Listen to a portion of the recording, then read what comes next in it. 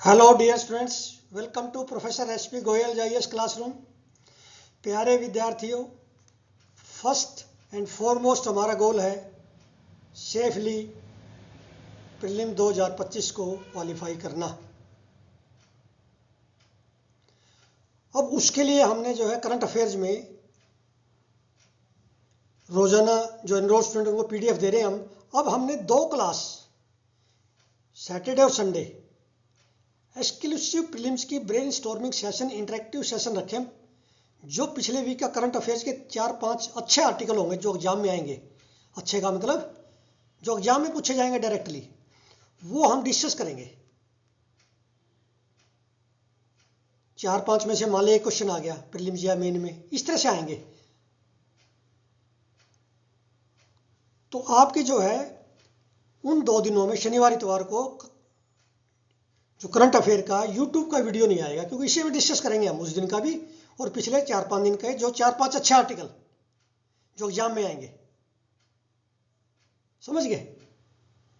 तो इसलिए मैं बार बार कहता हूं आप एनरोल करके फ्री हो जाइए, एक बार रजिस्टर करके फ्री हो जाइए, क्योंकि करंट अफेयर्स के आपके 20-25 क्वेश्चन करंट अफेयर के ठीक हो जाएं। फिर मेन में 250-300 नंबर का करंट अफेयर्स का आएगा, उसमें आपके मैक्सिमम नंबर आए। उसके लिए जरूरी है अभी से आप इसको एनरोल करके और शुरू कर दिए, आप मेरे साथ शुरू कीजिए।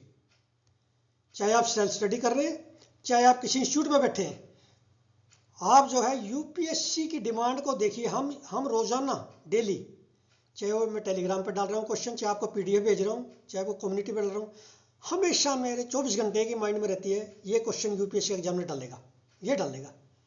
ऐसे सेंस करता हूँ मैं, ऐसे स्किल से सेंस करता हूँ कि ये क्वेश्चन आएगा एग्जाम में। हमें एग्जाम से मतलब है, हमें ये मतलब नहीं है कि इंस्टीट्यूट क्या पढ़ा रही है या उसकी असाइनमेंट पूरी कर रहे हैं हम। भाई हमें तो एग्जाम में लिखना है, 100+ मार्क्स लेने हैं प्रीलिम्स में, सेफली क्वालिफाई करके मेन में जाना है सभी बच्चों ने। बस ये ठान लो, अपने अंदर एक इनर फायर ऐसी करो, और डिस्ट्रैक्ट होने की जरूरत नहीं। आप सबसे आगे चल रहे हैं करंट अफेयर में, ये मेरी गारंटी है। क्यों? करंट अफेयर मीन्स न्यूज़पेपर, हम 2 न्यूज़पेपर कवर कर रहे हैं, कुछ नहीं छोड़ते। आप रोजाना देखते हैं। जो इंटेलिजेंट बच्चा है वो मेरे हर क्वेश्चन की क्वालिटी से बता देगा। बहुत बच्चों ने फीडबैक दिया है, right from Kashmir to Kanyakumari, Kerala तक। बहुत बच्चों ने फीडबैक दिया कि ऐसा कंटेंट नहीं है यूपीएससी के पैटर्न का, नहीं मिल रहा था हमें, फर्स्ट टाइम मिला है। तो क्यों ना हम जो है इसका जो है फायदा उठाएं। आप बहती गंगा में हाथ धो लीजिए। जिस दिन आपका प्रीलिम क्लियर होगा उस दिन जो है आप मुझे याद करेंगे कि सर ने एक एक बात जो कही थी वो बिल्कुल सच है। फालतू चीजें नहीं पढ़नी, बिल्कुल भी फालतू मटेरियल नहीं खरीदना। डंप मटेरियल है मार्केट में बहुत सारा, जिसकी वजह से आप फेल होते हैं हर साल। वेस्ट मटेरियल है वो, डंप है मैं कहता हूँ। वही पढ़िए जो एग्जाम में आएगा। तो अब हम शुरू करते हैं आज की हिंदू और इंडियन एक्सप्रेस का न्यूज एनालिसिस और क्वेश्चंस। देखिए, अब ये हायर एजुकेशन का क्वेश्चन है। जब भी हायर एजुकेशन का क्वेश्चन आएगा 2025 में यही क्वेश्चन आएगा। क्वेश्चन की वर्ड अलग हो सकते हैं, स्टेटमेंट अलग हो सकते हैं, लेकिन इससे रिलेटेड होगा कि what is the conflict in appointment of vice chancellor in state universities in some states, can UGC regulation supersede provision of state universities act. ये केरला और तमिलनाडु में और पंजाब खास करके क्या है, गवर्नर जो है वो एक्स ऑफिशियो चांसलर होते हैं स्टेट यूनिवर्सिटीज के। तो ये कॉन्फ्लिक्ट रहता है, गवर्नर जो है वाइस चांसलर लगाएगा, स्टेट गवर्नमेंट लगाए। गवर्नर लगाएगा मीन्स सेंट्रल गवर्नमेंट, उनका नुमाइंदा है वो। तो अब इसमें जो है 2 आर्टिकल आए हैं, दोनों बड़े इंपॉर्टेंट है। एक तो टेक्स्ट एंड कंटेक्स्ट में आया है, ये सीनियर आईएएस ऑफिसर ने लिखा है। एक आया है आपका एडिटोरियल पेज पे, वो आचार्य जी ने लिखा है, former secretary general Lok Sabha, UGC draft regulation. दोनों आर्टिकल पढ़ने वाले हैं। यदि आपने दोनों आर्टिकल पढ़ लिए और हायर एजुकेशन में ये क्वेश्चन आता है तो आपके 10 में से 7 नंबर कम से कम, बता रहा हूँ आपको, आराम से आएंगे। अब इसमें इंपॉर्टेंट क्या है, क्यों कॉन्फ्लिक्ट है? ये फेडरलिज्म का पार्ट है, फेडरलिज्म का क्वेश्चन है। क्या फेडरली जो हमारी स्ट्रक्चर है वो डिस्टर्ब हो रही है इससे? यदि गवर्नर लगाता है बिना स्टेट गवर्नमेंट के, क्या स्टेट गवर्नमेंट की पावर है? और यूनिवर्सिटी जो है स्टेट एक्ट से बनी है, और यूनिवर्सिटी जो बनी है स्टेट एक्ट से वो गवर्नर की कंसेंट से बनी है, समझिए, चाहे गवर्नर ने कंसेंट दी है चाहे राष्ट्रपति को आगे जो है प्रेसिडेंट को रिजर्व किया है बिल तब कंसेंट मिली है। क्या यूजीसी का एक्ट जो है उसके रेगुलेशंस जो है एक्ट के रेगुलेशंस वो सुपरसीड कर सकते हैं एक्ट को, स्टेट यूनिवर्सिटी एक्ट को? वो डेलीगेटेड लेजिस्लेशन कहते हैं उसको, जो यूजीसी के एक्ट रेगुलेशंस है उसको कहते हैं डेलीगेटेड लेजिस्लेशन। क्या डेलीगेटेड लेजिस्लेशन एक स्टेट यूनिवर्सिटी एक्ट को सुपरसीड कर सकता है? तो इसमें यह है कि जैसे क्या can delegated legislation rules and regulation notification जो है यूजीसी क्या that framed by union government and its agencies under central law can override the provision of state law। फिर आर्टिकल 2541 है, दिस इज वेरी इंपॉर्टेंट, मैं देखें article 2541 of the constitution addresses conflicts between central and state laws। then article 2541 indicates that it applies only to plenary laws enacted by parliament and state legislatures and not the delegated legislation। Delegated legislation जो UGC जो कर रही है constitution के हिसाब से आप अपनी सजेशन दे सकते हैं कि उसका डेलीगेटेड लेजिस्लेशन एक्ट में नहीं लिखा हुआ कि यूजीसी का कोई नुमाइंदा हुआ appointment of vice composition of committee में, नो, एक्ट में नहीं है, रूल्स रेगुलेशंस में। तो दैट ये कॉन्स्टिट्यूशन में देखो 2541 में लिखा गया डेलीगेटेड लेजिस्लेशन नहीं चलेगा। तो ये आपको दोनों आर्टिकल पढ़ के और इसका एक अच्छा सा आप जो है मॉडल आंसर तैयार करो, ठीक है। तो इसमें यही इंपॉर्टेंट है 2541 और डेलीगेटेड लेजिस्लेशन क्या होता है ये मैंने बता दिया। एक ये बताया गया कि यूजीसी जो डील करते हो टीचिंग स्टाफ से करते हैं, उसकी अपॉइंटमेंट कैसे होनी चाहिए, क्या सेंट्रल यूनिवर्सिटी या क्या यूनिवर्सिटी का सिलेबस होना चाहिए, कैसे मतलब डिग्रीज को रिकग्नाइज करना है, वो सारी पावर है यूजीसी पे। बट ये नहीं है कि जो है ये कह रहे हैं कि VC is not a teaching staff. जो यूजीसी एक्ट में जो है वो फैकल्टीज के लिए है, तो ये कहते हैं VC is not a teaching staff with in the meaning of this section 26 of all universities act. VC is an officer of the university, ठीक है। तो ये इससे निकलता है कि भाई जो है स्टेट जो यूनिवर्सिटीज एक्ट है वो ओवर पावर करना चाहिए यदि ट्रू सेंस हम फेडरलिज्म की जो है स्पिरिट देखें तो। और सुप्रीम कोर्ट ने दोनों तरह की जजमेंट दी है, कन्फ्लिक्टिंग है। किसी जजमेंट में तो ये कहा है भाई स्टेट की ये पावर है, वाइस चांसलर लगाए, गवर्नर की एब्सोल्यूट पावर नहीं है। किसी में ये कहा है भाई गवर्नर की जो है ना क्योंकि since he is a chancellor he can appoint vice chancellor. तो आपने ये जो है इसका एग्जैक्ट एक्सप्रेशंस देना है, जो मैं बोल रहा हूँ ये नहीं लिखना, एग्जैक्ट लिखना है। मैंने तो समझाने के लिए बोला आपको, इसमें से एग्जैक्ट लाइन लिखो और ये आर्टिकल 2541 का हवाला देके आपके पूरे नंबर आएंगे, ठीक है। इस तरह से करना हमने। अब ये क्वेश्चन आपका प्रीलिम्स और मेन दोनों का है और ये आएगा, आई टेल यू, ऐसे क्वेश्चन आते हैं वहाँ पे जो नेशनल इशू है, बड़े इशू हैं देश के और वीकर सेक्शन से है, ये सोशल इशू है, तो जरूर आएगा एग्जाम में। और ये एग्जाम में बड़ा कम पूछा गया है। दाते कमीशन अभी तक मुझे लगे नहीं PYQ में आया है, आया भी तो दोबारा आएगा, ये बार बार आ रहा है इस बार। अब ये पहले रैंक के कमीशन दाते कमीशन समझ लो किससे रिलेटेड है। रैंक के 2014 का है और 2017 की रिपोर्ट आई है वो है इदाते। ये दोनों कमीशन किससे related, DNT NT SNT, D notified tribe, ठीक है, और SNT। अब ये इंपॉर्टेंट क्यों है बताइए। ये सोशल जस्टिस का GS पेपर 2 में ऐसे क्वेश्चन आने वाले हैं, इसलिए इंपॉर्टेंट है।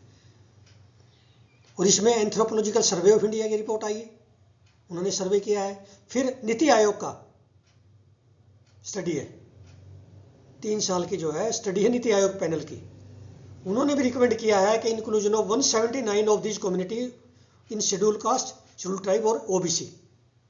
अब सवाल यह है DNT NT SNT को समझो, ये क्या था ब्रिटिश टाइम में, इनको क्रिमिनल्स कहते थे, ये क्रिमिनल ट्राइब्स है।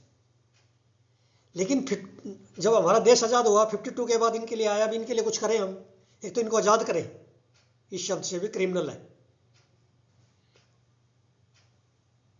तो ये जो है बाद में फिर अब 2014 में रैंके कमीशन ने इनका ये कहा भी इनको हमें जो है स्टेट वाइज इनकी कितनी कितनी पॉपुलेशन है, 10 करोड़ से ज़्यादा पॉपुलेशन बताई रैंके कमीशन ने, 10 करोड़ से ज़्यादा पॉपुलेशन है। तो 10 करोड़ से पॉपुलेशन ज़्यादा होने का मतलब ये कितनी इंपॉर्टेंट है, विच हैव बीन नेग्लेक्टेड सो फार, ठीक है ना। तो इनकी वेलफेयर के लिए क्या कॉन्स्टिट्यूशनल प्रोविजन है, क्या इनके स्टैट्यूटरी प्रोविजन है, क्या वेलफेयर स्कीम है। जैसे एक मैंने पढ़ाई थी, एक मैंने जो ना उसमें पढ़ाई थी, अभी इंडिया ईयर बुक में आई थी, एक स्कीम है इनकी, चलो मैं बताऊंगा जब वो आएगा। तो ये जो है दैत्य कमीशन 2017 में इन्होंने कहा 269 DNT NT and SNT means semi nomadic tribe, ये कम्युनिटीज है that were yet to be classified into SC ST OBC। भैया किसी में तो आनी चाहिए ना, इनको कोई बेनिफिट तो मिले, कुछ तो डाल रखी है उन्होंने, लेकिन अब ये जो है 269 है जिनको अभी डालना है ताकि इनको बेनिफिट मिले रिजर्वेशन का, एजुकेशन में, नौकरियों में, ठीक है ना, पॉलिटिकल एम्पावरमेंट में। तो इनकी शेयर होनी चाहिए, 10 करोड़ से ज़्यादा पॉपुलेशन है।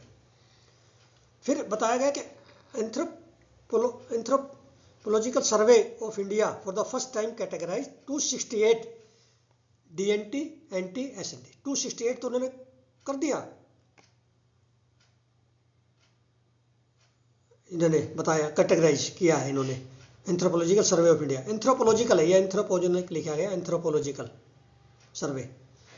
फिर जो है इसका एक बोर्ड है, development and welfare board for DNT NT SNT was established under the edges of ministry of social justice and empowerment में आता ही है। अब इसमें क्या है कि एक तो इनका नेशनल कमीशन जिस तरह ST का है, SC का है, कॉन्स्टिट्यूशनल एक्ट से बने ना अमेंडमेंट से, इस तरह इनका भी एक कमीशन होना चाहिए, नेशनल कमीशन परमानेंट।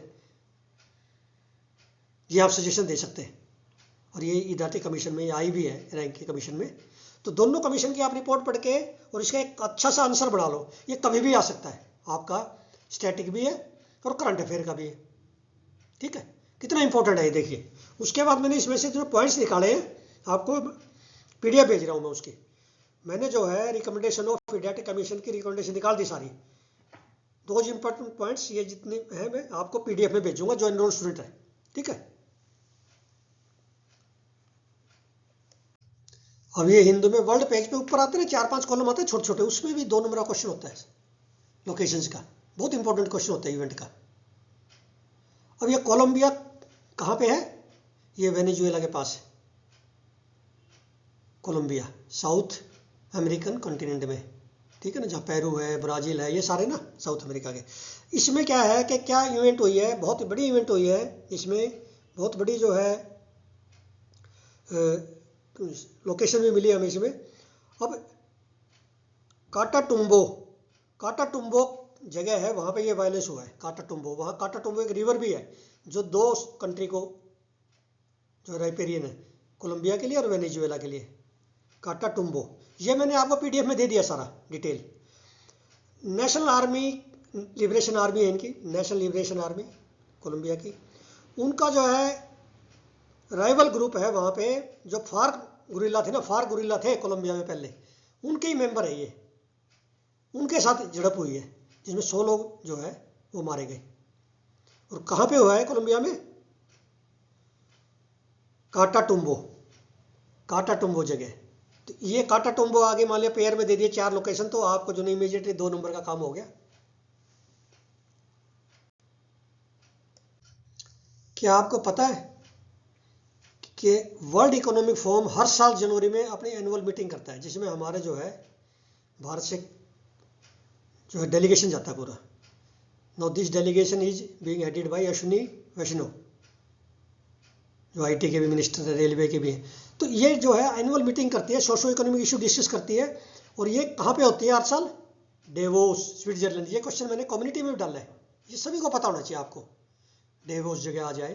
तो ये तो मतलब इतना आसान है, वर्ल्ड लोकेशन आपके प्रीलिम्स में सबसे आसान क्वेश्चन है, most easiest I can say. इसलिए मैं बार बार आपको कहता हूँ कि मैगजीन के बजाय न्यूज़पेपर पे आ जाओ आप। जब न्यूज़पेपर पे आ जाओगे आपके सक्सेस एश्योर्ड है, ना केवल प्रीलिम में बल्कि रैंक भी एश्योर्ड है। जब तक मैगजीन पर जिंदा रहोगे तब तक कुछ नहीं मिलेगा। अब ये जो है हमारा डेलीगेशन भी जा रहा है, जिसमें पॉलिटिकल लीडर्स भी जा रहे हैं, इसमें साइंटिस्ट, पॉलिटिकल लीडर, इकोनॉमिस्ट सारे पार्टिसिपेट करते हैं, ठीक है ना। तो ये जो है अब यह आएगी कि ये किसने फाउंड की थी, WEF, इसमें लिखा है क्लाउस स्क्वाब, एक प्रोफेसर है, जर्मन प्रोफेसर, उन्होंने ये फाउंड की थी वर्ल्ड इकोनॉमिक फोरम, ठीक है। ये जो है अब इन्होंने एक इसमें टर्म दी है जो आपके एग्जाम में आ सकती है, what is stake holder capitalism, इन्होंने बताया, ये मैंने नहीं, न्यूज़पेपर ने, मुझे भी नहीं, आज पहली बार सुनी है मैंने। बहुत सारे क्वेश्चन आपने, मैंने और एग्जामिनर ने फर्स्ट टाइम सुने, जो पेपर सेटर है उसने भी फर्स्ट टाइम सुने जो पेपर में डालेगा। इसलिए हमारी जो है 50% क्वेश्चन अटैम्प्ट नहीं होते, क्योंकि हम इस तरह कंसेप्ट अंदर से नहीं निकालते। ये सबके पास आर्टिकल है एक्सप्लेन्ड पेज में इंडियन एक्सप्रेस के, लेकिन कितने जो है क्या 0.1%, 0.01% भी स्टूडेंट्स ने ये नहीं निकाला what is stake holder capitalism. Newspaper तो आपके पास भी है, 10 लाख बच्चों के पास है आज, हिंदू और इंडियन एक्सप्रेस, लेकिन जैसे मैं रोजाना क्वेश्चन निकालता हूँ ये कोई नहीं निकालता इंडिया में अभी। तो बताइए, यदि कोई निकालता मुझे कमेंट बॉक्स में बताइए इमीडिएटली कि सर ये क्वेश्चन तो सारे निकाल दिए इन्होंने। I will be very happy, I will congratulate that institute कि बच्चों का वो भला सोच रहे हैं। अब स्टेक होल्डर कैपिटलिज्म क्या है मैं बता देता हूँ। Is that a company should serve all its stake holder, not just its share holder. Company का क्या होता है, कॉर्पोरेट का, कि हमारे शेयर होल्डर जो है उनको हम सर्व करें, हमारे शेयर का रेट मैक्सिमम हो, उनको कोई लॉस ना हो, हमारी कंपनी फले फूले शेयर होल्डर के लिए। लेकिन ये कहता है ऑल स्टेक होल्डर, चाहे कंज्यूमर है कोई भी है, एम्प्लॉइज है, all stake holder they should be served. ये मतलब है इसका स्टेक होल्डर कैपिटलिज्म का।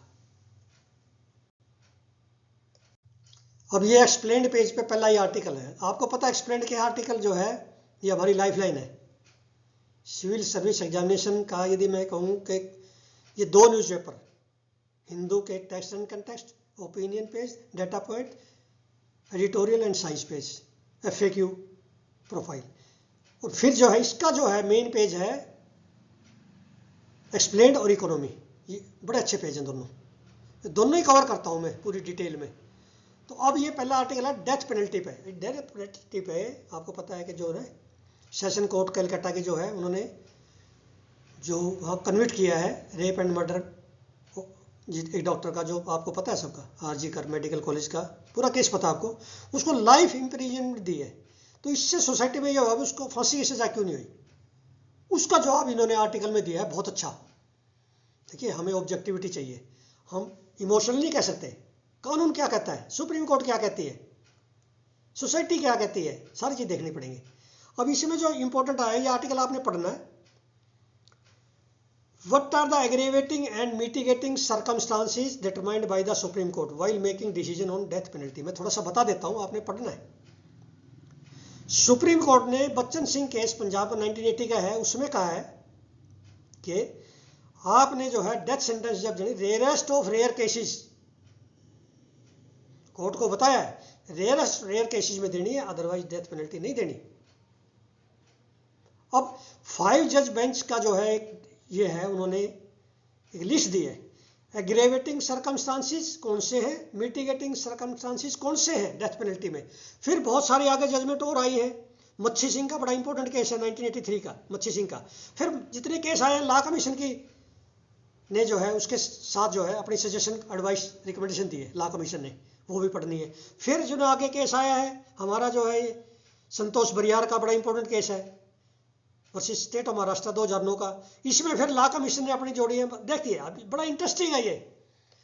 PSIR वालों का तो है ही, उनका तो आएगा ये मेन, उनमें ऑप्शनल भी आएगा उनका, लेकिन आपके लिए भी इंपॉर्टेंट है क्योंकि आप डिस्ट्रिक्ट मजिस्ट्रेट की कुर्सी पर जा रहे हैं, आपको ये पता होना चाहिए एग्रेवेटिंग सर्कमस्टांसिस और मिटिगेटिंग। अब एग्रेवेटिंग में क्या है, देखिए सुप्रीम कोर्ट ने क्या कहा, if the murder is pre planned, calculated and involves extreme brutality. भी एग्रेवेटिंग सर्कमस्टांसिस है तो तब तो दो डेथ पेनल्टी, हैंगिंग करो। लेकिन मिटिगेटिंग में जो है आप अवॉइड कर सकते हो। मिटिगेटिंग डिपेंड कर, देखिए क्या है, एग्रेवेटिंग में आपका जो है प्री प्लान्ड है, कैलकुलेटेड है, इन्वॉल्व्स एक्सट्रीम ब्रूटैलिटी।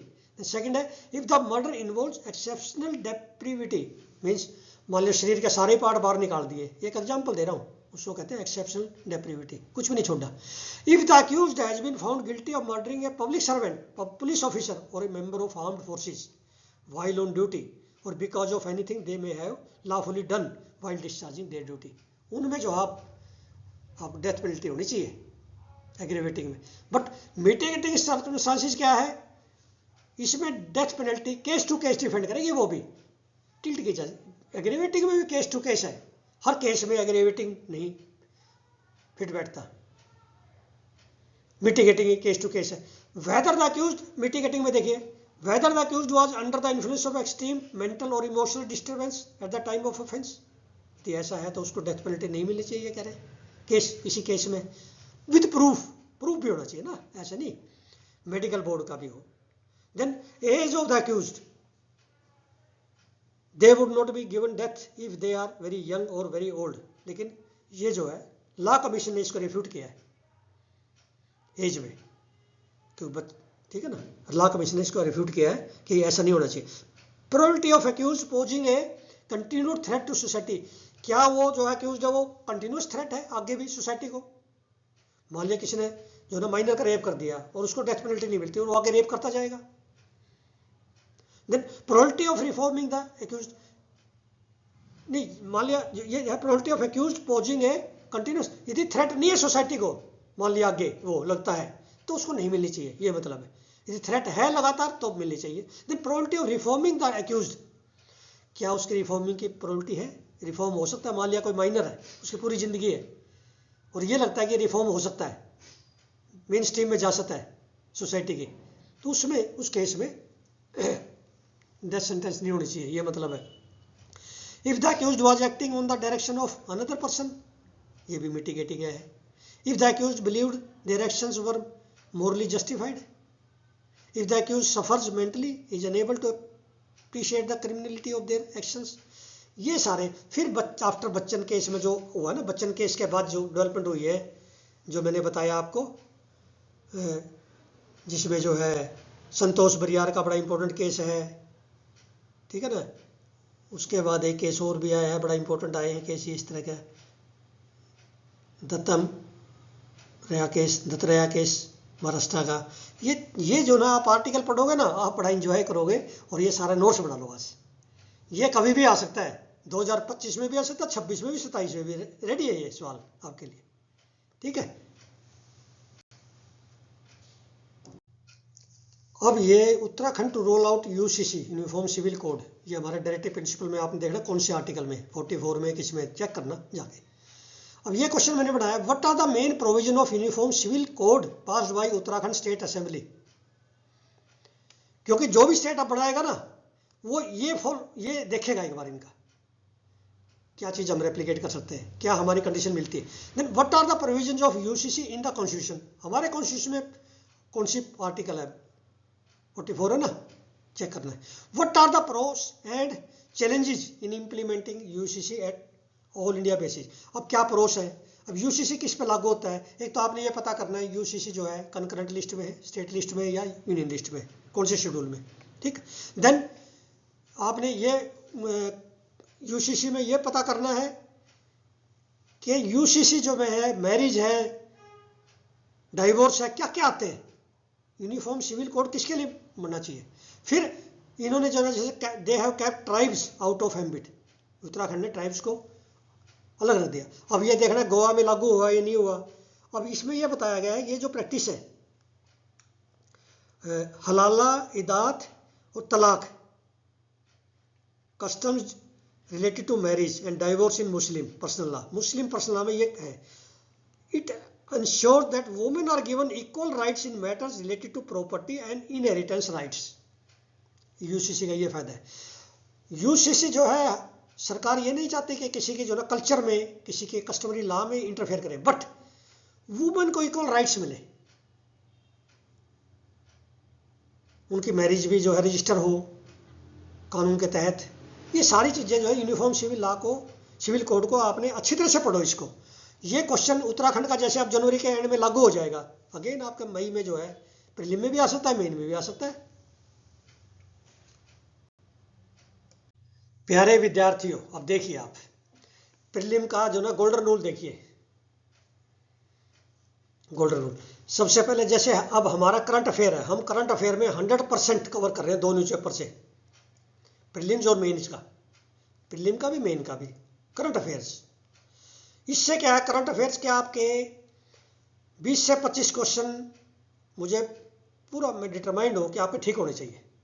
20-25 क्वेश्चन ये ठीक हो गए, फिर आपके जो है 10 क्वेश्चन उसमें से ठीक कर दोगे आप, जो पॉलिटी है लक्ष्मीकांत के। फिर आप मैंने एंशिएंट इंडिया मेडिवल इंडिया के मैंने कंप्लीट जो है आपको 200-300 MCQ दे दिए टेलीग्राम पे, NCERT और तमिलनाडु से। आपके 5-6 क्वेश्चन आराम से ठीक हो जाएंगे, क्योंकि मैंने दिए बड़े डिफिकल्ट है, very unconventional and difficult and very important art and culture से, ठीक है। फिर आपका ज्योग्राफी की, फिजिकल ज्योग्राफी, उससे 3-4 क्वेश्चन आए हुए, वैसे लैंग्वेज है 11वीं की किताब की। फिर आप देखिए इंडिया ईयरबुक के पिछली बार 15 से ज़्यादा क्वेश्चन आ गए, 10 मान लो। और मैं डिटरमाइंड हूँ, मैं लाइव क्लास भी शुरू करूँगा आपकी। जो बच्चे एनरोल्ड हैं, जो एनरोल कर लेंगे, उनके लाइव क्लास जो ना मैं किताब ही खत्म करा दूंगा पूरी 10-12 लाइव क्लास में। गलत होने का सवाल ही नहीं। मान लो 10 क्वेश्चन उसके ठीक हो गए, हमारे 50 से ऊपर 55 क्वेश्चन तो बैठते हैं प्रीलिम में बड़े आराम से, सीमलेस। इस कोर्स का यही फायदा है कि हम ऑब्जेक्टिविटी से चले। जब 20-25 क्वेश्चन, और ये क्वेश्चन जो आपके ठीक होने वाले हैं उन पर पेनल्टी लगनी थी अदरवाइज। फिर आप 90 क्वेश्चन ठीक करते हो, अटेम्प्ट करते हो, 90 की जरूरत नहीं पड़ेगी, आप 65-70 पर अटक जाओगे। आप सोचोगे मेरे 55 ठीक है, मुझे क्या जरूरत है आगे जाने की, क्यों पेनल्टी लगवाऊं। इस कोर्स का ये फायदा है। और फिर मेन में 250 से 300 नंबर का करंट अफेयर जो हम करवा रहे हैं रोजाना। देखिए आज 3 क्वेश्चन दे दिए मैंने, और तीनों इंपॉर्टेंट। बताइए आप कौन आपको निकाल के देगा। मैगजीन कभी आपको ये नहीं बताएगी ये आप पढ़ लो, इस तरह से, समझ गए।